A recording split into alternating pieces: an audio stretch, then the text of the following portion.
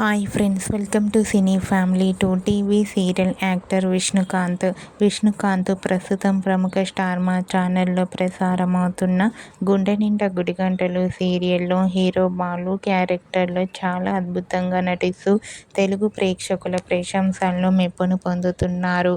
బాలు ఈ సీరియల్లోనే కాకుండా మా ఇంటి దేవత అనే సీరియల్లో కూడా నటిస్తున్నారు.